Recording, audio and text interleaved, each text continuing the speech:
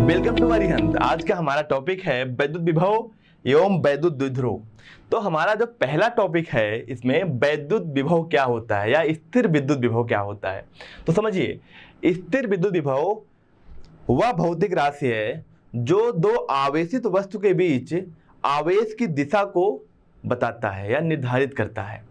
या दूसरे शब्दों में इस तरीके से बोल सकते हैं कि प्रति एकांक परीक्षण आवेश को अनंत से वैद्युत क्षेत्र के किसी बिंदु पर अत्वरित रूप से लाने में वैद्युत क्षेत्र के विरुद्ध किया गया कार्य उस बिंदु पर वैद्युत विभव कहलाता है। अब इस बात को समझिए, जैसे कि मैं क्या करूं, हमारे पास मैं अनंत से एक परीक्षण आवेश को लेके आऊं यहां पे, या मैं बोलूं प्रति एकांक आवेश को यहां से यहां तक लाऊं। इसमें जो किया गया कार्य होगा ना, वही इस बिंदु का वैद्युत विभव होगा। ठीक है, चलिए अगर मैं इसको, ये बात आप दोबारा समझ लीजिए, अगर हम लोग परीक्षण आवेश को लेके आ रहे हैं तो इस बिंदु का जो वैद्युत विभव होगा, वैद्युत विभव को V से लिखते हैं, इसको लिखेंगे W, यानी जितना हमारा यहां से यहां लाने में कार्य करना हुआ इसके विरुद्ध, और बटा क्या होगा आपका परीक्षण आवेश। बहुत आसान चीज है। आइए आगे बढ़ते हैं। हम बात करेंगे, यदि परीक्षण आवेश Q0 को अनंत से बिंदु B पर लाया जाए तो परीक्षण आवेश Q0 को प्लस Q आवेश द्वारा उत्पन्न किए गए प्रतिकर्षण बल के विरुद्ध कार्य करना पड़ेगा। वही बात ना, अभी क्या कह रहा है समझिए। हमारे पास Q आवेश है, अगर हम परीक्षण आवेश को यहां से लेके आ रहे हैं, ठीक है ना, मान लेते इस टाइम यहां पहुंचा हमारा परीक्षण आवेश, तो अब ये परीक्षण आवेश क्या करेगा, ये आवेश इसको परीक्षण आवेश को क्या करेगा, प्रतिकर्षित करेगा, यहाँ बल लगाएगा। तो हम इस बल के विरुद्ध इसको यहाँ से ले आएंगे ना बी पॉइंट पे, बी बिंदु पे, इसको यहाँ से अनंत से यहाँ लाने में क्या करना पड़ेगा, क्योंकि प्रतिकर्षित कर रहा है, इसके विरुद्ध कार्य करना पड़ेगा। यही जो हमारा कार्य है W, अगर इस बिंदु पर विभव निकालना होगा यानी वैद्युत विभव, तो हमारा क्या होगा, कार्य बटा परीक्षण आवेश। यही हमारा क्या होता है किसी बिंदु पर विद्युत विभव। आइए आगे बढ़ते हैं। यहाँ पे उसी बात को लिखा गया है, यानी जो हमने कार्य किया, विद्युत विभव क्या होगा हमारा, कार्य बटा Q0, यानी कि हमारा परीक्षण आवेश। आइए आगे बढ़ते हैं। वैद्युत क्षेत्र के किसी बिंदु पर विद्युत विभव किसी धन परीक्षण आवेश को अनंत से उस बिंदु तक लाने में किया गया कार्य तथा धन परीक्षण आवेश के मान के अनुपात के बराबर होता है। वही सेम चीज लिखा गया है जो हमने आपको बताया कि जो किसी बिंदु पर जो विद्युत विभव होगा, किसी परीक्षण आवेश को अनंत से उस बिंदु पर लाने में जो कार्य करना पड़ेगा बटे वो जो हमारा परीक्षण आवेश होगा, उसी को हम बोलेंगे वैद्युत विभव। अब आगे बढ़ते हैं। अब वैद्युत विभव के बारे में और कुछ समझते हैं। वैद्युत विभव का मात्रक क्या होता है। अब यहाँ देखिए, अभी हमने देखा वैद्युत विभव हमारा क्या होता है, ये होता है कार्य बटा परीक्षण आवेश। अब देखिए कार्य का मात्रक क्या होता है, कार्य का मात्रक हमारा होता है जूल, इसका क्या होता है कूलम, जूल पर कूलम। इसी को हम लोग ऐसे भी लिख सकते हैं, J कूलम की पावर -1।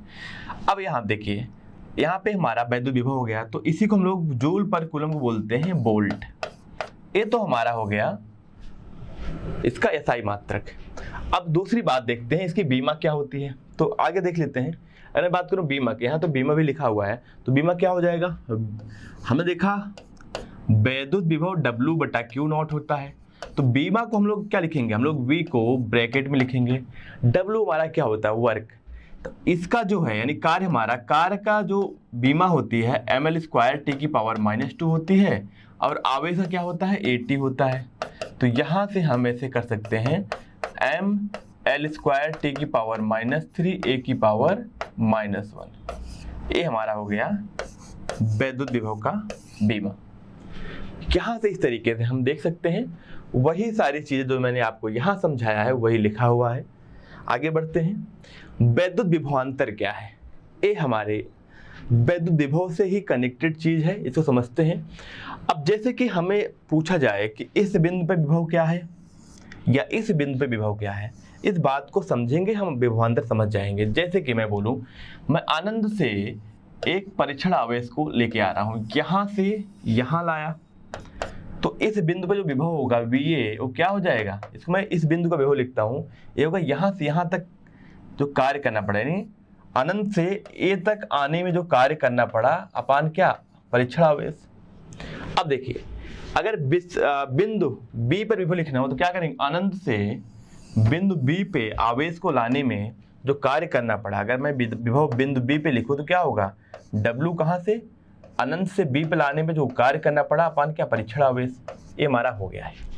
तो विभवांतर को इस तरीके से समझ सकते हैं। अगर मैं बात करूं इनके बीच के विभवांतर क्या है, या ऐसे बोलूं VB माइनस VA ना, ये हो गया इनके बीच के विभवांतर। तो ये क्या होगा, ये हमारा होगा कहां से, अनंत से बी पे लाने में जो वर्क हुआ है बटा टेस्ट यानी हमारा परीक्षण आवेश, माइनस अनंत से ए पे लाने में जो वर्क करना पड़ा अपान परीक्षण आवेश। तो इसको ऐसे भी लिख सकते हैं विभवांतर को, VB minus VA equal to हो जाएगा कहाँ, वर्क हमारा कहाँ से, अनंत से बी पे लाने के लिए माइनस अनंत से ए पे लाने पे जो वर्क हुआ अपान परीक्षण आवेश। तो इसको तो ऐसे भी लिख सकते हैं ना, इनके बीच का जो विभव होगा, ए से बी तक जो लाने में वर्क हुआ, देखिए अनंत से बी में जो लाने में वर्क हुआ माइनस अनंत से ए पे जो लाने में वर्क हुआ। तो इसको ऐसे भी बोल सकते हैं ना कि जो ए से बी ले जाने में वर्क हुआ अपान परीक्षण आवेश, इसको क्या लिखेंगे, W ए से बी ले जाने में जो कार्य करना पड़ा अपान परीक्षण आवेश। यही हमारा क्या हो गया, विभवांतर हो गया। अब इसको शब्दों में देख लेते हैं। वैद्युत क्षेत्र के एकांक परीक्षण आवेश को एक बिंदु से दूसरे बिंदु तक, एक बिंदु से दूसरे बिंदु तक ले जाने में वैद्युत बल के विरुद्ध किया गया कार्य इन दोनों बिंदुओं के मध्य विद्युत विभवांतर को व्यक्त करता है, जो हमने आपको बहुत डिटेल में बता दिया है। चलिए वही सेम चीज यहाँ पे लिखा हुआ है, यानी B और A के बीच जो विभवांतर होगा वो होगा जो हमारा कार्य A से B ले जाने में किया गया अपान परीक्षण आवेश। ठीक है, ये हमारा वही सारी चीजें यहाँ पे लिखी हुई हैं। तो हम इसको पढ़ भी देते हैं। वैद्युत क्षेत्र के किसी धन परीक्षण आवेश को एक बिंदु से दूसरे बिंदु तक ले जाने के लिए कार्य तथा धन परीक्षण आवेश के मान के निष्पत्ति को उन दो बिंदुओं के बीच के विभवांतर कहते हैं। बहुत आसान चीज थी जो हमने आपको बहुत डिटेल में सब बता दिया है। आगे बढ़ते हैं। आगे हमारा है वैद्युत विभवांतर का मात्रक। अब देखिए वैद्युत विभवांतर का मात्रक क्या हमने देखा है, VB माइनस VA, यानी बिंदु B और बिंदु A के बीच का जो विभवांतर है वो क्या होगा, जो हमारा कार्य होगा A से B ले जाने में आवेश को अपान जो हमारा आवेश है यानी बट्टा हमारा परीक्षण आवेश। अब अगर मैं इसकी बात करूं, इसको हम लोग डेल्टा V से भी लिखेंगे, WAB बटा Q0। अब इसके मात्रक के बारे में बात करूं तो कार्य का जो मात्रक होता है वो क्या होता है, जूल, और इसका क्या होता है, कूलम। इसे बोलते हैं क्या, वोल्ट। तो हमारा इसका भी क्या होगा, जो हमारा विद्युत विभव का मात्रक है वही हमारा क्या है, विद्युत विभवांतर का भी मात्रक है। यानी विद्युत विभवांतर का भी मात्रक और विद्युत विभव का मात्रक क्या है, दोनों का सेम ही है। दूसरा है यहाँ पे कि इसका बीमी सूत्र क्या होगा, तो इसका बीमी सूत्र वही होगा जो हमारा वैद्युत विभवांतर का था, वही सेम होगा वैद्युत विभव का। यानी जो हमारा विभवांतर का मात्रक हुआ वही विद्युत विभव का होगा। कैसे, देखिए हमने देखा अभी विभवांतर जो होता है मैं डेल्टा V से लिख सकता हूँ, ये क्या है, वर्ग बटा परीक्षण आवेश एक बिंदु से दूसरे बिंदु ले जाने में। तो अगर मैं इसका लिखूं बीमा लिखूं तो क्या लिखूंगा, वर्ग का बीमा क्या होता है, यानी कार्य का हमारा जो बीमा होता है वो होता है ml स्क्वायर टी की पावर -2 अपान परीक्षण आवेश यानी 80। सो यहां से हमारा हो गया ml स्क्वायर टी की पावर -3 a की पावर -1। वही आ गया जो वैद्युत विभव का बीमा आई थी, वही हमारा वैद्युत विभवांतर की भी बीमा आ गई। अब अगला हमारा बहुत इंपॉर्टेंट बहुत जरूरी चीज, वैद्युत क्षेत्र में रेखीय समाकलन के रूप में वैद्युत विभव को लिखना। देखिएगा यहाँ पे इस पूरे बिंदु को, पॉइंट को, जितने भी हमारे यहाँ लिखे हुए हैं सबको हम समझेंगे। यहाँ देखिए कि माना कि परीक्षण आवेश Q0 को किसी विद्युत क्षेत्र के क्षेत्र के विपरीत दिशा में बिंदु A से B, देखिए यहाँ पे बिंदु A से B ले जाया गया। अब यहाँ पे समझने वाली बात है कि हमारा इस बिंदु पे जो विद्युत क्षेत्र की तीव्रता है वो इस दिशा में है, हम इसके विपरीत दिशा में लेके जा रहे हैं। तो अगर विपरीत दिशा में ले जाएंगे तो क्या होगा, हम जो बल देखेंगे इसके विपरीत अगर दिशा में लेके जाना होगा तो हम विपरीत बल लगाएंगे, पर कितना लगाएंगे, जितना इस पे बल लग रहा था। अगर परीक्षण आवेश को ले जा रहे हैं तो क्या होगा, Q0 E, जो हमारा वैद्युत क्षेत्र उधर बल लगा रहा होगा उतना ही हमें क्या लगाना होगा, विपरीत दिशा में लगाना होगा। हम बिना त्वरित किए हुए अगर इसको लाना है तो जितना उधर बल लग रहा है उतना इधर बल लगा के लेके आना होगा। अब देखिए जो हम लोग बल लगाएंगे वो क्या होगा, इसकी दिशा के विपरीत होगा, यानी विद्युत क्षेत्र की दिशा के विपरीत होगा, इसलिए माइनस यहाँ पे हम लोग लगा देंगे ऋणात्मक साइन। अब देखिए यहाँ पे अगर मुझे बात की जाए यहाँ से यहाँ ले जाने में वर्क कितना होगा, जो हमारा W होगा वो क्या होगा minus Q not E D R. मैं यहाँ से यहाँ की बात कर रहा हूँ, सिर्फ यहाँ से यहाँ की, ये हमारा क्या होगा छोटा सा वर्क होगा DW। अगर मैं इस बिंदु से इस बिंदु के लिए जाए तो अगर मुझे पूरा वर्क निकालना हो तो क्या करेंगे, इसको इंटीग्रेट करेंगे, यानी समाकलन करेंगे कहाँ से, A से B ले जाने में, A से B ले जाने में, और हमारा क्या होगा W हो गया। तो अब देखिए यहाँ पे हम चाहें तो W को ऐसे भी लिख सकते हैं, जो हमारा वर्क है इसको ऐसे भी लिख सकते हैं। आप देखिए अगर मैं पीछे की साइड जाऊं, हम लोग वर्क को तो ऐसे भी तो लिख सकते हैं, विभवांतर इंटू आवेश, लिख सकते हैं कि नहीं। चलिए अब आइए यहाँ पे देखें, तो हम इसको लिख सकते हैं Q यानी जो हमारा आवेश है इंटू विभवांतर कुल। अगर मैं पूरा इंटीग्रेट करूं विभवांतर क्या होगा, ये होगा VB माइनस BA। चलिए मैं इसको इस तरीके से लिख दे रहा हूँ, यहाँ पे इसको रहते हैं Q not VB minus BA लिख सकता हूँ ना। अब कार्य को अब इसको इंटीग्रेट करेंगे तो क्या होगा हमारा, इसका अगर समाकलन करेंगे तो आ जाएगा बाहर माइनस क्यू नॉट ई। जो हमारा DR है उसका इंटीग्रेशन क्या होगा, यहाँ से यहाँ की लंबाई। चलिए मैं इसको लिख दे रहा हूँ R A, या मैं इसको अगर इसको समाकलन करेंगे तो क्या होगा पूरा R आएगा। R का मतलब क्या, यहाँ से यहाँ के बीच की दूरी, यानी RB माइनस RA। ये तो हमारा होगा ना, यहाँ के बीच की जो दूरी होगी क्या होगी, RB माइनस RA ना, यही तो होगा हमारा। अब देखिए A से हमारा एक कैंसिल हो गया, कट गया, तो क्या आ गया, तो हमारा विद्युत विभवांतर है ओ E इंटू, मैं इसको डेल्टा R लिख दे रहा हूँ, ए इनके बीच का क्या हो गया, संबंध हो गया। यानी हमारा वैद्युत विभवांतर और वैद्युत क्षेत्र के बीच का संबंध हमारा क्या होता है, दो बिंदु के बीच के विभवांतर जो होगा माइनस C इंटू DR, उनके बीच की दूरी।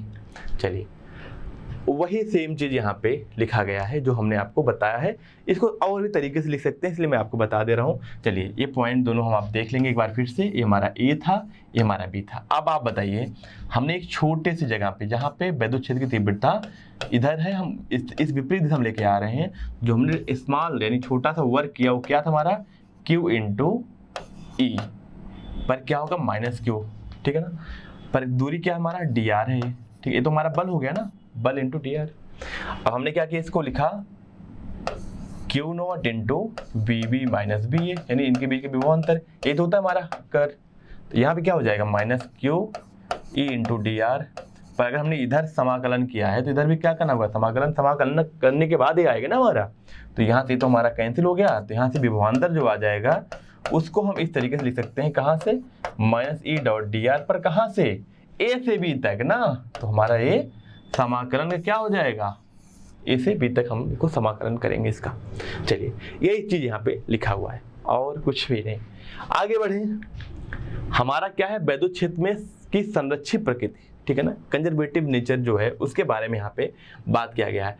अब देखिए संरक्षित प्रकृति का मतलब क्या है, मतलब ये है कि अगर हम इस बिंदु से किसी आवेश को यहाँ से यहाँ ले जाया जाए और फिर इसको यहाँ से यहाँ लाया जाए, तो जो हमारा कुल वर्क होगा 0 होना चाहिए, तभी तो हमें पता चला कि संरक्षित प्रकृति का है। इसका मतलब ये सिर्फ है कहाँ पे स्थित है उस बात पे ये डिपेंड करेगा। अब इस बात को देखते हैं, जैसे अगर मुझे यहाँ से यहाँ ले जाया जाए तो यहाँ पे मान लेते हैं हमने कितना वर्क किया, W1। चलिए W1 क्या होगा हमारा, अगर यहाँ से यहाँ ले जा रहे हैं Q को, चलिए मान लीजिए हमारे पास कोई आवेश है Q, स्मॉल में Q, इसको यहाँ से यहाँ ले जा रहे हैं, तो क्या लिखेंगे, कार्य क्या होगा हमारा Q इंटू विभवांतर, यानी V, इस बिंदु का विभवांतर VR माइनस क्या होगा BP। ये बात क्लियर है ना। अभी अगर आप इसमें कोई कन्फ्यूजन है तो आप पीछे जाके देख सकते हैं।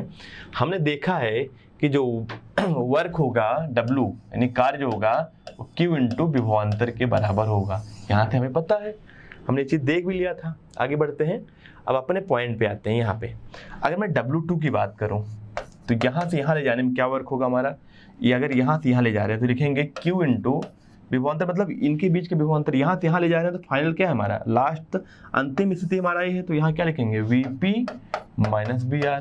अब दोनों को जोड़ते हैं, W1 प्लस W2, ये हमारा क्या हो जाएगा, इसको जोड़ेंगे तो क्या होगा, यहाँ देखिए यहाँ ऊपर क्या है QBR है माइनस QVP है। अब यहाँ पे करते हैं QVP माइनस QVR, ये तो हमारे इससे कैंसिल हो जाएगा, ये हमारे इससे कैंसिल हो जाएगा, कुल वर्क हमारा क्या आ जाएगा, 0 आ जाएगा। इस तरीके से हम बोल सकते हैं कि अगर हम किसी बंद पृष्ठ में या हम लोग बोले किसी बंद लूप में अगर घूमें, जिस बिंदु से चलेंगे उसी बिंदु पे आ जाएंगे, तो हमारा कुल वर्क क्या होगा, 0 होगा। पर ध्यान रखिएगा हम वैद्युत क्षेत्र की बात कर रहे हैं, ये हमारे क्या है, वैद्युत क्षेत्र की संरक्षित प्रकृति है। यानी हम अगर यहाँ से चल के किसी आवेश को यहाँ तक फिर से ला दें तो हमारा कुल किया गया वर्क जो होगा वो 0 होगा। ये समझने वाली बात है और इम्पोर्टेंट बात भी है, वही बात लिखा गया है यहाँ पे, तो मैंने आपको यहाँ पे अच्छे समझाया है। अब देखिए आवेशित चालक का वैद्युत क्षेत्र एवं वैद्युत विभव क्या होता है। अब देखिए आवेशित चालक हमारे पास कई चीजें हैं जिसको हमने पढ़ लिया इसके पहले भी। यहाँ पे देखते हैं हम किसके बारे में बात कर रहे हैं। आवेशित चालक के अंदर प्रत्येक स्थान पर वैद्युत विभव समान हो। वैद्युत क्षेत्र क्या होता है, शून्य होता है। जैसे कि अगर मैं बात करूं, हमने बताया था खोखला गोला पे जिसमें हम लोग आवेश बाहर रखते हैं तो अंदर क्या होता है, अंदर हमारा वैद्युत क्षेत्र की तीव्रता 0 होती है। या हम इस तरीके से देखें कि अगर हमारे पास कोई यहाँ पे चालक है, चालक के अंदर हमेशा क्या होगा, हमेशा चालक के अंदर वैद्युत क्षेत्र की तीव्रता 0 होगी। आइए देखते हैं आगे। और हमने ये जो इनके बीच का संबंध है ये भी देखा है कैसे, अभी हमने आपको थोड़ी देर पहले बताया था इसके पहले कि हमारा जो डेल्टा V आया था वो क्या आया था, -E × dr, ठीक है ना। अगर मैं बहुत छोटा विभवांतर की बात करूँ तो इसको ऐसे लिख सकते हैं, तो यहाँ से E = लिख सकते हैं हम लोग -ΔV/ΔR। ये भी एक संबंध है, उसी चीज को दूसरे तरीके से लिखा गया है। तो यहाँ पे हम देखते हैं क्या लिखा हुआ है। तो यहाँ पे हमने देख लिया कि आवेशित चालक के अंदर प्रत्येक स्थान पर वैद्युत विभव समान होता है, वैद्युत क्षेत्र क्या होता है, शून्य होता है। किसी चालक को आवेशित किया जाता है तो उसमें कुछ क्षण के लिए वैद्युत क्षेत्र उत्पन्न हो जाता है तथा वैद्युत बल के कारण इलेक्ट्रॉन निम्न विभव से उच्च विभव की ओर प्रवाहित होते हैं। देखिए इलेक्ट्रॉन हमेशा क्या होता है, निम्न विभव से उच्च विभव की तरफ प्रवाहित होने लगते हैं। इस प्रक्रिया तब तक होती है जब तक कि प्रत्येक स्थान पर वैद्युत विभव समान न हो जाए। वैद्युत विभव समान होने के कारण चालक के अंदर वैद्युत क्षेत्र की तीव्रता E = dV/dr शून्य हो जाती है। चलिए, आवेशित चालक के संपूर्ण आवेश सदैव उसके पृष्ठ पर विद्यमान होते हैं। अब इसका क्या कहने का मतलब है आप समझिए। इस बात को मैं, इसमें जो पीछे लिखा हुआ है इस पूरी बात को मैं आपको समझा दे रहा हूँ। यहाँ पे जो लिखा हुआ है, आइए देखिए, जैसे अगर मैं बोलूँ हमारे पास एक चालक ऐसा है, ठीक है ना, ये पूरा यहाँ पे हमारा पदार्थ है। अब यहाँ पे मैं इसके अंदर अगर आवेश दूंगा तो क्या होगा, देखिए ये आवेश होगा, ये हमारे आवेश है, ठीक है। मान लेते हमने ये आवेश दिए हैं इस पे, पर होगा क्या, अगर आवेश अंदर है तो यहाँ पे वैद्युत क्षेत्र की तीव्रता भी होनी चाहिए। तो होगा क्या, इनके बीच आपस में क्या होगा, रिपल्सन होगा। तो सारे आवेश अंदर, कोई भी आवेश नहीं रहेगा, सब का सब आवेश क्या आ जाएगा, बाहर आ जाएगा। इसलिए क्या होता है, अंदर वैद्युत क्षेत्र की तीव्रता हमारी 0 होती है। चलिए आगे बढ़ते हैं। उसी बात को यहाँ पे दूसरी जो बात है उसमें लिखा हुआ है हमारा, आवेशित चालक के संपूर्ण आवेश सदैव उसके पृष्ठ पर होते हैं, जो हमने आपको बता दिया। ये क्या होता है, पृष्ठ पे आ सकते हैं, आ जाते हैं। दूसरा तरीका समझने का ऐसा है कि मान लेते हैं, आपको इसी बात को समझाने का मेरे पास दूसरा तरीका क्या है, हमने यहाँ पे आवेश दिया। अब देखिए जहाँ पे धनात्मक आवेश है वहाँ विभव ज़्यादा होता है। तो जो यहाँ के इलेक्ट्रॉन है ना, यहाँ जो इलेक्ट्रॉन है वो यहाँ मूव करके यहाँ चले आएंगे, तो ये कुल आवेश क्या होगा, 0 हो जाएगा। पर अगर यहाँ से इलेक्ट्रॉन आया तो यहाँ पे क्या हो जाएगा, धनात्मक आवेश आ जाएगा। यहाँ से इलेक्ट्रॉन यहाँ आ जाएगा तो यहाँ धनात्मक आवेश हो जाएगा, यहाँ पे कुल आवेश 0 हो जाएगा। यहाँ के इलेक्ट्रॉन यहाँ आ जाएगा तो यहाँ धनात्मक आवेश हो जाएगा, यहाँ कुल आवेश क्या होगा, 0 होगा।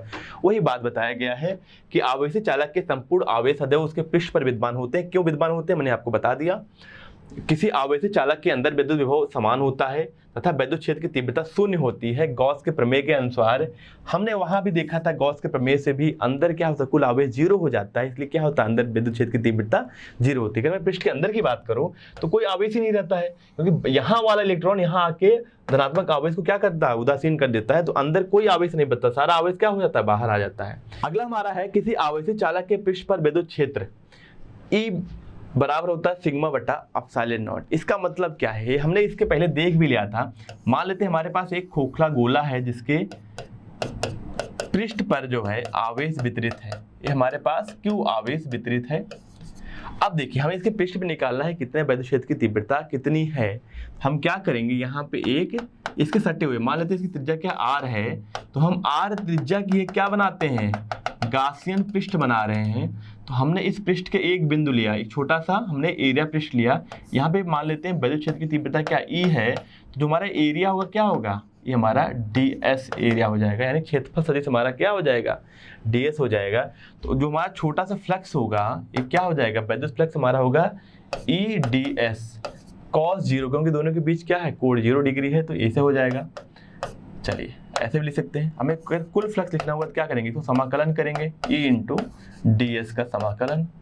तो अब क्या हो जाएगा यहाँ पे E इंटू 4πr², पूरा समाकलन क्या होगा इसका, जो हमारा क्षेत्रफल होगा क्या हो जाएगा 4πr²। अब इसके अंदर फ्लक्स क्या होगा, जो हमने अपने गासियन पृष्ठ बनाया है उसके अंदर कुल आवेश क्या है, Q है बटा एप्सिलॉन नॉट। तो जो हमारा देखिए यहाँ पे जो वैद्युत क्षेत्र की तीव्रता आ गई वो आ गई 1/4π Q/r²। अब मुझे बताइए अगर मैं बात करूँ यहाँ पे क्षेत्रफल आवेश घनत्व, अगर मैं सिग्मा बोलता हूँ तो सिग्मा क्या होगा, सिग्मा हमारा होगा Q/4πr²। अब देखिए 4πr²Q, इसको हम लोग क्या लिख सकते हैं, सिग्मा लिख सकते हैं। तो हमारा यहाँ वैद्युत क्षेत्र की तीव्रता क्या होगी, सिग्मा बटा एप्सिलॉन नॉट, यही तो हमारा है वैद्युत क्षेत्र की तीव्रता। अब देखिए अंदर क्या होगा, अंदर वैद्युत क्षेत्र की तीव्रता क्या होगी, 0 होगी, क्योंकि कोई आवेश नहीं है, हमें पहले भी पता है। तो अंदर विभव हमेशा हर जगह क्या होगा, बराबर होगा। कैसे होगा, अभी हमने देखा है E इक्वल टू क्या होता है, minus delta B by delta R. इसको उल्टा डेल आर बोलते हैं, पर डेल्टा भी बोल सकते हैं। अगर मैं बात करूँ इसको हम लोग डेल बोलते हैं। E इक्वल टू होता है minus del B by del R. अब देखिए यहाँ पे डेल बी इक्वल टू क्या हो जाएगा, 0 हो जाएगा, क्योंकि E की वैल्यू क्या होती है, अंदर 0 होती है। यानी हमारा जो फाइनल विभव होगा माइनस इनिशियल विभव, ये क्या होगा, 0 के बराबर होगा। इसका मतलब क्या है, फाइनल विभव माइनस इनिशियल दोनों बराबर होंगे, यानी जो पृष्ठ पे विभव होगा वही अंदर विभव होगा। तो पृष्ठ पे कितना विभव होगा, तो आप समझिए अभी हमने देखा है। अगर मैं बात करूँ पृष्ठ के विभव के, तो आगे हमें बताया भी गया है हमारा V इक्वल टू क्या हो जाएगा, E इंटू आर हो जाएगा। इस फार्मूले से अगर मैं बात करूँ, इस फार्मूले से तो हम लोग ऐसे भी लिख सकते हैं, अगर मैं बड़े की बात करूँ तो E इक्वल टू क्या होगा, B/R होगा। चलिए तो यहाँ से क्या लिख सकते हैं, E इक्वल टू हो जाएगा, इसकी वैल्यू क्या है, सिग्मा बटा आर थी, अभी सिग्मा बटा एप्सिलॉन नॉट थी, यहाँ पे आर। सिग्मा को क्या लिख सकते हैं हम लोग, तो यहाँ पे हमारा सिग्मा आया था Q/4πr² एप्सिलॉन नॉट आर। तो यहाँ से आर से एक आर कैंसिल हो गया, तो बी आ गया 1/4π एप्सिलॉन नॉट 1/r, यानी या ऐसे भी लिख सकते हैं साथ में। तो यहाँ हमारा जो वैद्युत विभव आ गया किसी पृष्ठ पे, यानी गोली पृष्ठ पे, खोखले गोली पृष्ठ पे जो हमारा वैद्युत विभव आया है वो आया है 1/4π एप्सिलॉन नॉट Q/r, ये हमारा आ गया। अब वही यहाँ पे लिखा हुआ है सेम चीज, हमने इसको इस तरीके से समझ लिया है। आगे बढ़ते इलेक्ट्रॉन वोल्ट क्या होता है। अब समझिए इलेक्ट्रॉन वोल्ट क्या होता है, कि ये समझिए इलेक्ट्रॉन वोल्ट हमारी किसी इलेक्ट्रॉन के पास वो एनर्जी है, अगर हम किसी एक इलेक्ट्रॉन को Q वोल्ट, यानी अगर मैं बात करूं एक इलेक्ट्रॉन को 1 वोल्ट से असलेट कराएं, 1 वोल्ट से अगर असलेट कराएं, तो उसके पास जो एनर्जी आएगी वो होगी हमारी 1 इलेक्ट्रॉन वोल्ट। जैसे देखें हमें पता है W इक्वल टू क्या होता है हमारा, Q इंटू B होता है। अब हमें देखना है कितना वर्क करना पड़ेगा किसी एक इलेक्ट्रॉन को 1 वोल्ट से असलेट कराना। तो एक इलेक्ट्रॉन में कितना आवेश होता है, 1.6 10⁻⁻⁹ कूलम। कितने वोल्ट से 1 वोल्ट से असलेट कराना है, तो क्या हो जाएगा 1.6 10⁻⁻⁹ जूल। ये हमारा होता है 1 इलेक्ट्रॉन वोल्ट, इसी को बोलते हैं 1.6 10⁻⁻⁹ जूल। यानी 1 इलेक्ट्रॉन वोल्ट, अगर एक इलेक्ट्रॉन को 1 वोल्ट से असलेट कराएं, यानी त्वरित कराएं, तो उसके पास जो एनर्जी होगी वो क्या होगी, 1 इलेक्ट्रॉन वोल्ट होगी। आगे बढ़ते हैं, इस बात को समझते हैं। इलेक्ट्रॉन वोल्ट कार्य अथवा ऊर्जा की सबसे छोटा मात्रक है। एक इलेक्ट्रॉन वोल्ट वह कार्य है जो किसी इलेक्ट्रॉन को एक बिंदु से दूसरे बिंदु तक ले जाने में किया जाता है, जबकि उन बिंदुओं के मध्य विभवांतर क्या होना चाहिए, 1 वोल्ट होना चाहिए। यहाँ लिखा है 1 वोल्ट। दूसरे शब्दों में एक इलेक्ट्रॉन वोल्ट वह गतिज ऊर्जा है जो कि कोई इलेक्ट्रॉन 1 वोल्ट विभवांतर द्वारा त्वरित होने पर अर्जित करता है। बहुत आसान चीज है जो मैंने आपको यहाँ पे बता दिया। अब देखिए, हमें तो ध्यान रखिए जब भी 1 इलेक्ट्रॉन वोल्ट की बात आए तो हमेशा रखेंगे 1 इलेक्ट्रॉन वोल्ट इक्वल टू होगा 1.6 × 10⁻⁻⁻⁻⁰ जूल। बहुत आसान चीज है। आगे बढ़ते हैं हम लोग। दो बिंदु आवेशों के कारण वैद्युत विभव क्या होगा? बिंदु आवेश के कारण, ध्यान रखिएगा बिंदु आवेश की बात कर रहा है, तो ध्यान रखिएगा अगर हमारे पास कोई बिंदु आवेश है Q और यहां से R दूरी पे हमें बताना है क्या होगा विभव, तो क्या हो जाएगा? अगर मैं डायरेक्ट फार्मूला बताऊं तो KQ/R, ये हमारा डायरेक्ट फार्मूला है।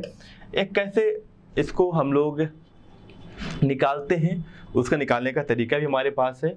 तो चलिए एक काम करते हैं, हम उस पूरे चीज को यहाँ पे प्रूव कर देते हैं कैसे निकालते हैं, या हम लोग इस तरीके समझें कि यहाँ पे हम इसको डायरेक्ट भी देख सकते हैं। अदरवाइज हमारे पास जो दूसरा ऑप्शन है, अनंत से एक चार्ज को यहाँ से ले आएंगे यहाँ तक, जो वर्क करना पड़ा वर्क निकाल लेंगे, बटा क्या करेंगे उस चार्ज को, उससे क्या करेंगे डिवाइड कर देंगे, तो हमारा यहाँ इस बिंदु पर विभव आ जाएगा। तो उस बिंदु किसी बिंदु आवेश की वजह से R दूरी जो विभव होगा KQ/R। ध्यान रखने वाली बात है, अगर हमारे पास कोई बिंदु आवेश -Q है तो R दूरी जो विभव होगा यहाँ पे वो हो जाएगा -KQ/R।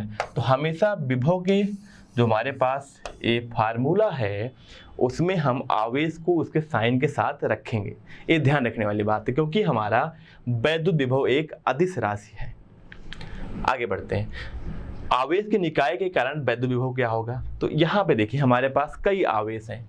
एक आवेश Q1 है, एक आवेश हमारे पास Q2 है, Q3 है, Q4 एंड Qn। इनकी दूरी 1p, 2p, R1p, R2p, R3p, R4p, Rnp करके है। तो इस बिंदु अगर मुझे विभव निकालना होगा तो क्या करेंगे? विभव जो होगा P बिंदु पे वो होगा, इसकी वजह से पहले निकालते हैं, तो क्या होगा Q1 बटा इनके बीच की दूरी क्या है R1p, प्लस इसकी वजह से क्या होगा Q2 बटा R2p, प्लस Q3 बटा R3p, प्लस Q4 बटा R4p, plus dot dot dot जितना भी हमारे पास आवेश है सबका क्या करेंगे जोड़ कर लेंगे। पर ध्यान रखने वाली बात है, अगर कोई ऋणात्मक आवेश है तो उसको ऋणात्मक आवेश का जो है उसके चिन्ह के साथ यहाँ पे इस फार्मूले में रखेंगे। आइए, वैद्युत द्विध्रुव के कारण वैद्युत विभव क्या होता है? तो हमने इसके पहले भी देखा था वैद्युत द्विध्रुव होता क्या है। तो वैद्युत द्विध्रुव हमारा एक हमारे पास अगर धनात्मक आवेश है और एक ऋणात्मक आवेश है, यहाँ पे एक -Q है एक +Q है, ये आवेश है। अगर इनके बीच की दूरी 2d है तो इस पूरे निकाय को, या कोई भी दूरी हो बहुत छोटी दूरी पे स्थित है, तो इस पूरे निकाय को क्या बोलते हैं? वैद्युत द्विध्रुव। अच्छा, वैद्युत द्विध्रुव आघूर्ण क्या होता है? इसकी दिशा इधर से उधर ऋणात्मक से धनात्मक की तरफ होती है, इसको लिखते हैं P सदिश से, इसको बोलते हैं वैद्युत द्विध्रुव। ये हमारा होता है आवेश और इनके बीच की दूरी 2d, ये हमारा वैद्युत द्विध्रुव आघूर्ण जो है वो हमारा आवेश और उनके बीच की दूरी के बराबर होता है। इसका जो SI यानी मात्रक होता है कूलम × मीटर। ये सारी चीजें हमने इस चैप्टर के पहले पढ़ लिया है। तो अब इस द्विध्रुव की वजह से क्या होगा? वैद्युत क्षेत्र की अच्छी स्थिति में किसी बिंदु पर वैद्युत विभव क्या होगा? तो आइए देखते हैं। अब यहाँ पे मैं अगर अच्छी स्थिति के बारे में बात करूँ तो हमारे पास ये देखिए एक -Q है एक +Q है। यहाँ पे आप इस बात को देखिए, और इनके बीच की दूरी क्या है? 2d है। तो यहाँ से इनके जो केंद्र है यहाँ से R दूरी पे, यानी इसको बोलते हैं निरक्षीय स्थिति, यहाँ पे हमें निकालना है विभव। मान लेते हैं इस बिंदु पे निकालना है विभव, P बिंदु पे निकालना है विभव। तो कैसे निकालेंगे इससे द्विध्रुव की वजह से? तो एक काम करते हैं, हम लोग थोड़ी सी जगह बना लेते हैं, उसके बाद इस बात को अगर मैं बात करूँ इसकी वजह से वैद्युत यहाँ पे विभव कितना होगा? तो जो विभव P पर कुल विभव जो होगा हमारा विभव, या मैं बोलूं वैद्युत विभव, विद्युत विभव भी बोल सकते हो आप। तो कुल विभव जो होगा विभव किसकी वजह से? Q की वजह से, प्लस विभव क्या होगा? -Q की वजह से, ये हमारा कुल विभव होगा। तो यहाँ P की वजह से क्या होगा? Q की वजह से यहाँ पे क्या होगा? तो Q से यहाँ की जो दूरी होगी R - D होगी, क्योंकि जो हम लोग दूरी मापते हैं वो केंद्र से मापते हैं। तो अगर ये 2D है तो मतलब D यहाँ तक है और D यहाँ तक है, तो यहाँ दूरी क्या होगी? R - D। तो क्या होगा? KQ/R - D, प्लस अब इसकी वजह से क्या होगा, माइनस के Q upon R plus D. अब यहां से क्योंकि दूरी क्या होगी, आर प्लस डी हो जाएगी इस बिंदु पे विभव। अब दोनों को क्या करेंगे, जोड़ लेंगे तो क्या हो जाएगा यहाँ पे K Q upon R minus D minus के Q upon R plus D. तो क्या करेंगे यहाँ पे, के क्यू को बाहर ले रहे हैं, क्या बच रहा है यहाँ पे R plus D minus R plus D upon R square minus D square. इसको हम डायरेक्ट जो है सॉल्व कर ले रहे हैं। तो यहाँ क्या बचेगा हमारे पास, यहाँ इससे कैंसिल हो जाएगा, यहाँ बचेगा के इंटू टू क्यू डी, ऊपर बचेगा, नीचे बचेगा R square minus D square. तो Q इंटू टू डी की वैल्यू क्या होती है, P डाइपोल मूवमेंट है हमारा जो है वैद्युत द्विध्रुव आघूर्ण P इक्वल टू क्या होता है 2QD ना, Q इंटू टू डी होता है। तो यहाँ पे KP बट्टा हो जाएगा R square minus D square. अगर मेरा R बहुत बड़ा है D से, वैसे दो ध्रुव के बीच की जो दूरी होती है बहुत कम होती है, तो ये हमेशा लगभग कंडीशन अप्लाई होता है। तो जो हमारा वैद्युत विभव P बिंदु पे आ जाएगा तो D हमारा बहुत छोटा हो जाएगा, तो D को हटा देंगे, क्या हो जाएगा KP बट्टा आर स्क्वायर। ये हमारा होता है अक्षीय स्थिति में वैद्युत विभव। अब मैं बात करूं निरक्षीय स्थिति में, इस बिंदु पे वैद्युत विभव क्या होगा, तो आप मुझे बताइए। इसकी वजह से जो विभव होगा P बिंदु पे, जो हमारा कुल विभव होगा वो कितना हो जाएगा, ये हमारा हो जाएगा विभव किसी वजह से प्लस Q की वजह से, यानी इस धनात्मक आवेश की वजह से इस बिंदु पे विभव क्या होगा प्लस ऋणात्मक आवेश की वजह से कुल विभव इस बिंदु पे। तो क्या हो जाएगा यहाँ पे कि Q बटा आर, दूरी क्या है R square plus L square root में प्लस, इसकी वजह से क्या हो गया पर यहाँ पे माइनस चिन्ह है, यानी ऋणात्मक चिन्ह है, तो क्या करेंगे ऋणात्मक के साथ रखेंगे माइनस के क्यू अपान, इनके बीच की दूरी क्या R square plus L square. तो हमारा क्या हो जाएगा जीरो।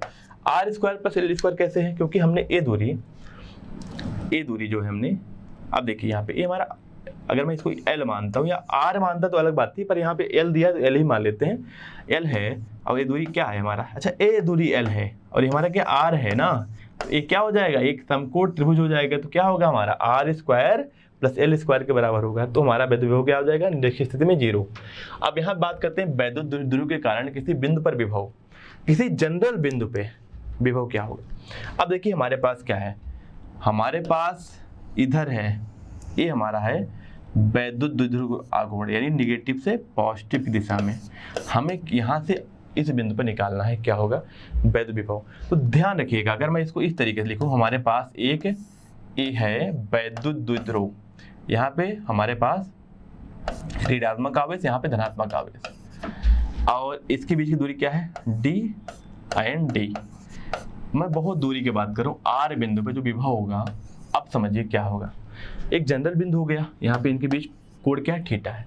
तो हम करेंगे क्या, हम ये हमारा डायपोल जो है, अगर मैं बात करूं वैद्युत द्विध्रुव आघूर्ण हमारा क्या सदिश राशि है, तो इसका क्या करेंगे एक कंपोनेंट इस दिशा में होगी, यानी एक इस दिशा में कर लेंगे इसका और एक दिशा इस दिशा में कर लेंगे इसका, इधर हो जाएगा क्या हमारा P cos थीटा, उधर क्या होगा P sin थीटा। अब इसके लिए P sin थीटा के लिए यह बिंदु क्या है हमारा निरक्षीय, इस हमारे पास वैद्युत द्विध्रुव जो हमारा ए है, जो ए वाला बन रहा है, इसकी वजह से हमारा ए निरक्षीय स्थिति है। तो यहाँ पे क्या होगा, इसकी वजह से हमारा जीरो होगा, पर सिर्फ इसकी वजह से निकाल लेंगे तो कितना आ जाएगा यहाँ पे, तो जो वहाँ पे आ जाएगा डायरेक्ट याद करिए KP cos थीटा बटा R square. KP cos theta क्यों है, अब देखिए इसके लिए क्या है हमारा अक्षीय स्थिति है, अक्षीय स्थिति के लिए जो हमारा वैद्युत विभव होता है किसी बिंदु पे होता है क्या KP बटा आर स्क्वायर, पर हमारा ये P नहीं है, ये हमारा क्या है P cos थीटा है, तो क्या हो जाएगा KP cos theta by R square. अब हम बात करने वाले हैं वैद्युत यानी विभव प्रवणता के बारे में। ये है क्या समझिए, अगर मैं बात करूं ये हमारे पास एक आवेश Q है, तो यहां से R दूरी पे P है, तो अगर मैं छोटा सा और dr दूरी जाऊं तो यहाँ पे हमारा क्या होगा वैद्युत क्षेत्र की तीव्रता भी घटेगी। अगर यहाँ पे हमारा वैद्युत विभव V है तो यहाँ क्या होगा वैद्युत विभव घट जाएगा, V माइनस dB हो जाएगा R दूरी पे। तो यानी dB बाई dr को हम लोग क्या बोलते हैं, इसी को बोलते हैं विभव प्रवणता। पर यहाँ ध्यान रखिएगा ये क्योंकि हमारा घटेगा, इसको निगेटिव साइन के साथ रखते हैं, ऐसे dB बाई dr को ही हम लोग क्या बोलते हैं विभव प्रवणता। ये होता क्या है समझिए कि बिंदु आवेश के कारण वैद्युत क्षेत्र की दिशा में आवेश की दूरी के साथ विभव परिवर्तन की दर को क्या बोलते हैं? विभव प्रवणता बोलते हैं। चलिए अब यहाँ पे हमारे पास विभव प्रवणता की जो बीमा होगी वही क्या होगी? अब देखिए विभव प्रवणता की बीमा क्या होगी, तो यानी विभव प्रवणता जो हमारा होता है वो क्या होता है? dB/dr होता है। अब देखिए dB को हम लोग क्या लिखते हैं? W/Q होता है ना, अपन R, इसका क्या हो जाएगा? R रखते हैं भी, dr, यानी हमारा W/Q/dr। तो W की क्या होता है? W हमारा जूल है, Q हमारा क्या है? कूलम है, और R क्या होगा? मीटर होगा। तो कूलम मीटर क्या बोलते हैं? वोल्ट पर मीटर हो जाएगा।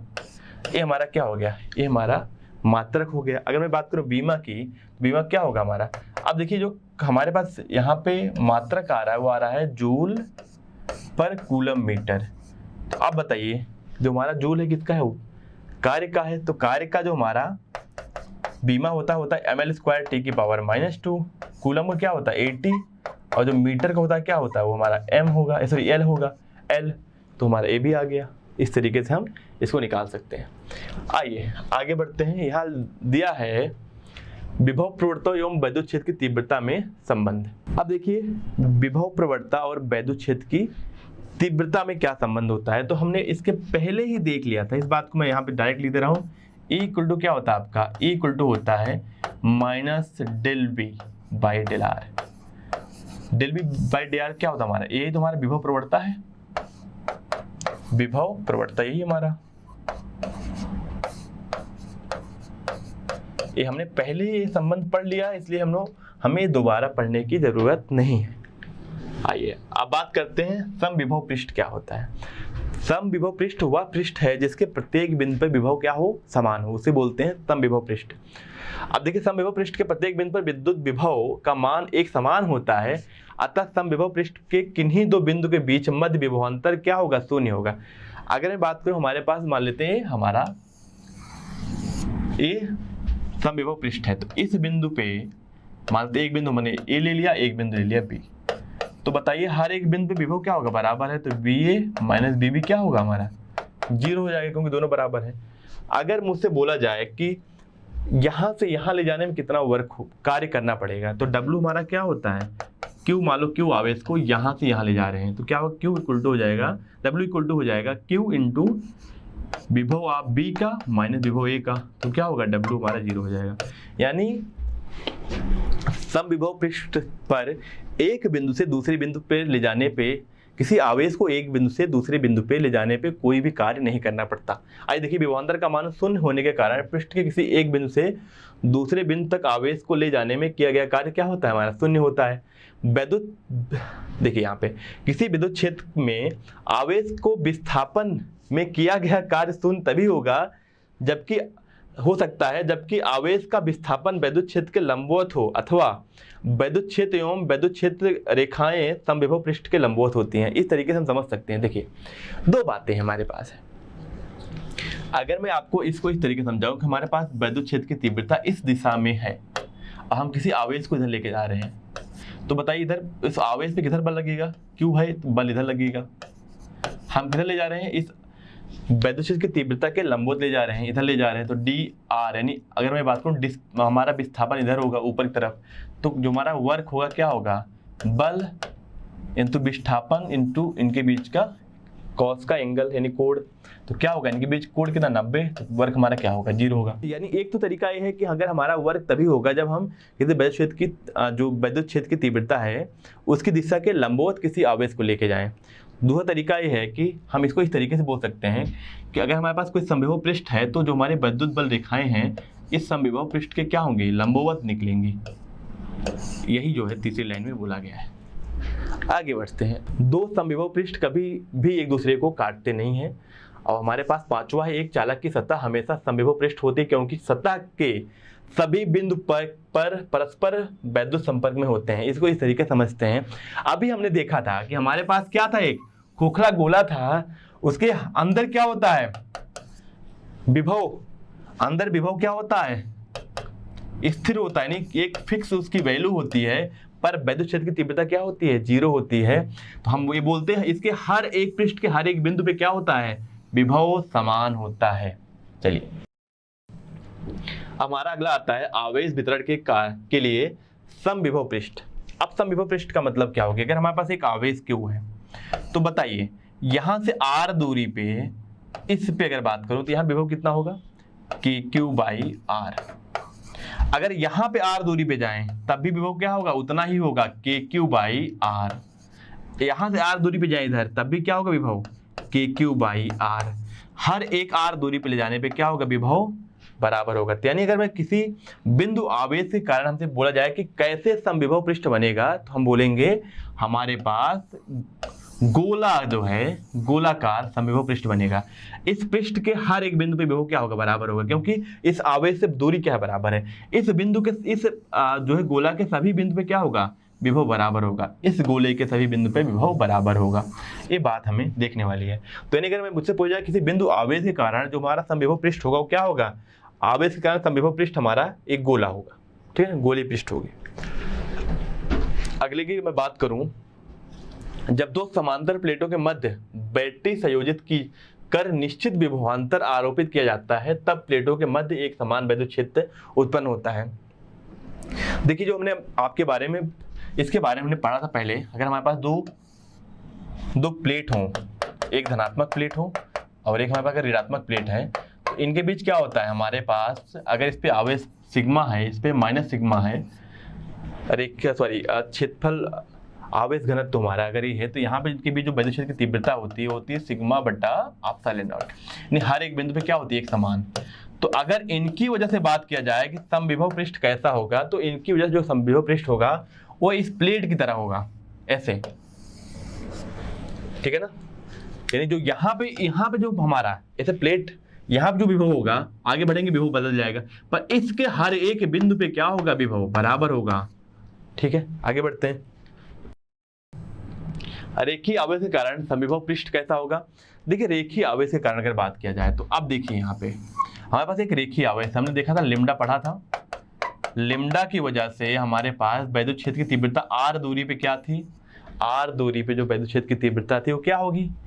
k, मैं ऐसे बोलूं 2k λ/r था, अगर मैं r दूरी की बात करूं।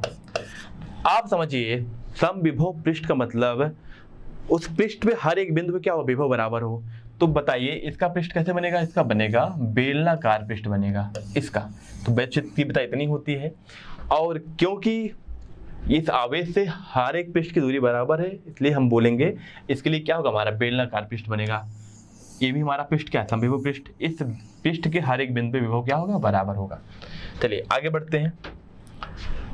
समान प्रकृति एवं समान परिणाम के आवेश युग्म के कारण समविभव पृष्ठ। देखिए यहाँ पे क्या होता है, ये हमें दिया है, अगर हमारे पास एक धनात्मक दूसरा धनात्मक हो तो उसके लिए समविभव पृष्ठ इस तरीके से बनेगा। इसको हम लोग निकाल भी सकते हैं, कई तरीके हमारे पास निकालने के हैं। विपरीत आवेश के कारण जो समविभव पृष्ठ बनेगा वो ऐसे बनेगा, यहाँ पे दिखाया गया है। अब बात करते हैं इसको हम लोग एक और डिटेल में एक्सप्लेन करना चाहें तो ऐसा देख सकते हैं कि समविभव पृष्ठ वही होगा जहां पे जिसके हर एक बिंदु पे विभव क्या हो? हमारा बराबर हो। विद्युत स्थिति ऊर्जा क्या है? अब देखिए विद्युत बल के विरुद्ध किया गया कार्य ही स्थिति ऊर्जा के रूप में संचित होता है। तो इस बात को हम स्थिति समझते हैं कि हमारे पास ये बहुत इंपॉर्टेंट हमारा है, इसको हम पूरा समझेंगे, ठीक है ना। जैसे कि हमारे पास एक आवेश Q है, ठीक है। अब ये समझिए मैं एक परीक्षण आवेश Q0 को यहां से यहां लाते हैं तो इसका नाम ही है क्या? विद्युत स्थिति ऊर्जा। ये होता क्या है? जैसे अभी क्या अनंत पे इस पे कोई बल नहीं लग रहा, जब यहां लाएंगे तो इस पे क्या लगेगा? ए इधर बल लगाएगा। अब इसको और यहां से यहां ला रहे हैं, अब क्या होगा? ए इस पे और बल लगा रहा होगा, Q0 यहां आ गया। अब बताइए अब इसके अंदर क्या हो गया? दोनों के बीच एक स्थिति ऊर्जा आ गई है। अगर इसको हम छोड़ेंगे तो ये क्या करेगा? फिर भागना शुरू करेगा। जो इसके अंदर एनर्जी जो हमारे पास ऊर्जा यहाँ पे स्टोर हो गई है वो क्या करेगी? इसकी गतिज ऊर्जा के रूप में निकलेगी, नहीं भागेगा। अब इसे हम लोग क्या बोलते हैं? अब इनके बीच जो हमारा स्थिति ऊर्जा आती है इसको हम लोग U से लिखते हैं।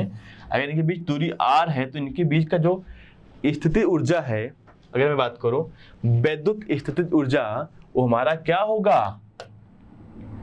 कि पहला आवेश दूसरा आवेश बटा इनके बीच की दूरी। चलिए एक बात और, अगर मैं बात करूं एक आवेश हमारे पास Q1 है, माइनस Q1 है, एक आवेश हमारा Q2 है, तो इनके बीच की दूरी क्या D है, तो इनकी जो स्थितिज ऊर्जा होगी क्या होगी, माइनस K Q1 Q2 बटा D, यानी आवेश को हम लोग इनके चिन्ह के साथ रखते हैं। अब बात करते हैं इसकी जो है इसका जो है मात्रक क्या होता है, तो जो हमारे चाहे जो भी ऊर्जा हो, चाहे गतिज ऊर्जा हो, चाहे स्थितिज ऊर्जा हो, चाहे हमारा कार्य हो, सबका क्या मात्रक होता है, हमारा जूल होता है, क्योंकि सब क्या एनर्जी ही है एक तरह से। यहाँ देखते हैं एक समान वैद्युत क्षेत्र में वैद्युत द्विध्रुव पे को घुमाने पे किया गया कार्य क्या होगा। मान लेते हैं हमारे पास एक समान वैद्युत क्षेत्र है, इधर देखिए आप लोग, ये हमारे पास यहाँ पे एक वैद्युत द्विध्रुव है, यानी यहाँ धनात्मक आवेश है, यहाँ पे हमारा ऋणात्मक आवेश है, तो इनके बीच की दूरी क्या है, जो भी ले लेते हैं कोई बात नहीं। इधर बल लगेगा क्या, QE बल लगेगा, अगर वैद्युत क्षेत्र की तीव्रता इधर है, इधर क्या लगेगा, इधर भी लगेगा QE। तो इस पर जो रिस्टोरिंग टॉर्क लग रहा है, जो इसको यानी यहाँ पे बल आघूर्ण जो लग रहा है वो इधर लग रहा है, कितना हो जाएगा, P क्रॉस E, हमने इसको पहले भी पढ़ लिया है, यानी हमारा होता है PE sin थीटा। अगर मैं बात करूं कि यहाँ पे थीटा अभी कोण पे है, ठीक है, हमारा ये रिस्टोरिंग हो गया, यानी इसको इधर जो घुमा रहा है। अगर मैं बात करूं इधर घुमाने की बात करूं इधर, तो हमें क्या लगाना पड़ेगा, एक टॉर्क लगाना पड़ेगा जो बाह्य टॉर्क है, तो वो हमारा क्या हो जाएगा, रिस्टोरिंग का निगेटिव हो जाएगा। तो जो हमारा बाह्य वर्क होगा यानी कार्य होगा, जो बाह्य बल से हम इसको घुमाने में कार्य करेंगे, उसके लिए मैं डायरेक्ट लगाता हूं। अगर मुझे इसको θ1 से θ2 घुमाना हो, तो जो यहाँ से θ2 घुमाना हो, जो हमारा पूरा वर्क करना पड़ेगा कार्य, ये हमारा होगा बल आघूर्ण cos θ1 माइनस cos θ2, यानी यहाँ से हमारा हो जाएगा PE, यानी हमारा क्या, P हमारा क्या है, यहाँ पे द्विध्रुव आघूर्ण है, और कहाँ से cos θ1 cos θ2, θ1 से θ2 घुमाने में इतना हमारा कार्य करना पड़ेगा। अब देखिए यहाँ पे हमारे पास कुछ ये हमने यहाँ देखिए वही चीज जो मैंने आपको बताया कि हमारा जो कार्य होगा, ये तो यहाँ पे इतना हमारा आघूर्ण बल आघूर्ण लग रहा है, तो घुमाने में क्या होगा, हमारा जो W होता है बल आघूर्ण इंटू थीटा, ये कोण होता है, इसको घुमाने पे जो हमारा वर्क करना पड़ेगा वो इस फार्मूले हमारा ये आ गया। जबकि हमारे फाइनल फार्मूला है, डिराइव करने की नीड हमें नहीं है। आगे मूव करते हैं, यहाँ समझते हैं कि वैद्युत द्विध्रुव को वैद्युत क्षेत्र की स्थिति से साम्यावस्था, यानी अगर मैं बात करूँ यहाँ पे जो पहला केस दिया हुआ है, इस स्थिति से अगर हमारा कोई वैद्युत द्विध्रुव है, ये इधर है पहले, उसको कितना घुमाना है, थीटा यानी 0 से इस कोण से, अभी इनके बीच क्या कोण 0 है, से थीटा घुमाने में कितना कार्य करना पड़ेगा, तो क्या लिखेंगे, W इक्वल टू हो जाएगा हमारा PE cos θ1 cos 0, अभी 0 है, कहाँ तक थीटा घुमाना है, माइनस cos थीटा, तो हमारा क्या आ जाएगा, minus PE cos 0 equal to 1 होते 1 माइनस cos थीटा, ये हमारा आ गया W। अब देखिए दूसरा क्या दिया है, द्विध्रुव को थीटा इक्वल टू 0 से 90 घुमाने में किया गया कार्य। अब रखिए क्या होगा W हमारा, PE cos θ1 क्या होगा, cos 0 माइनस cos 90 डिग्री, क्या हो गया हमारा, cos 90 की वैल्यू 0 होती तो क्या हो जाएगा, PE इतना हमारा हो जाएगा, यानी 0 से 90 घुमाने में। तीसरा क्या दिया है, 0 से 180 घुमाने में, तो क्या होगा, W जो हमारा होगा PE cos 0 माइनस cos 180, तो क्या हो जाएगा हमारा आ जाएगा 2PE, कैसे, इसकी वैल्यू 1 होती है और इसकी वैल्यू क्या होती है, -1 होती है, तो -1 माइनस 1 क्या हो जाएगा, +1 हो जाएगा, यानी 1 + 1 2PE।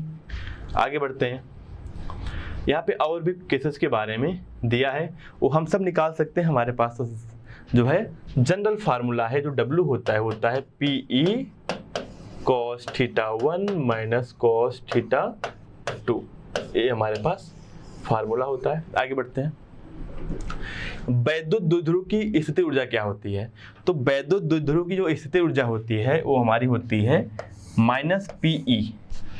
अब ये क्या है, देखिए यहाँ पे हमारे पास इधर हमारा वैद्युत क्षेत्र की तीव्रता है, हमारा यहाँ पे थीटा कोण बना के हमारा वैद्युत द्विध्रुव है, यानी हमारा P इधर है, तो इनका जो स्थिति ऊर्जा होगी U होगी माइनस PE कॉस थीटा। इसको आप ध्यान रखिएगा। आगे बढ़ते हैं। देखिए कई स्थिति हैं कब हमारा U मैक्सिमम होगा, यानी स्थितिज ऊर्जा की होगी, कब मैक्स होगी, यानी ये होता माइनस पी कॉस थीटा होता है। अगर मैं बात करूं थीटा इक्वल टू 0 पे, तो U की वैल्यू क्या होगी माइनस पी कॉस 0 की वैल्यू क्या होती है 1 होती है। अगर मैं बात करूं थीटा इक्वल टू 90 डिग्री की, 90 डिग्री कोण की बात करूं तो U हमारा क्या होगा, U 90 हमारा हो जाएगा माइनस पी कॉस 90, यानी क्या हो जाएगा 0 हो जाएगा। 180 डिग्री की बात करूं तो क्या होगा माइनस पी कॉस 180 डिग्री, ये हमारा हो जाएगा 180 डिग्री की वैल्यू होती है -1, तो हमारा क्या हो जाएगा प्लस पी। यानी हमारा मैक्सिमम कब होता है, जब हमारा वैद्युत क्षेत्र की तीव्रता इधर हो और हमारा वैद्युत द्विध्रुव इसके विपरीत दिशा में हो। इस कंडीशन में हमारा इनकी जो वैद्युत स्थिर ऊर्जा है वो क्या होगी, सबसे ज्यादा होगी। सबसे कम कहाँ होगी, जब थीटा क्या हो 0 हो। इसको हम बोलते हैं साम्य अवस्था, ठीक है ना। चलिए आगे बढ़ते हैं। 90 डिग्री के बारे में हमने बात कर लिया, कितना आया 0 आया था हमारा। 180 में क्या हो गया अधिकतम आया है। ये हमारा पार्ट यहीं तक।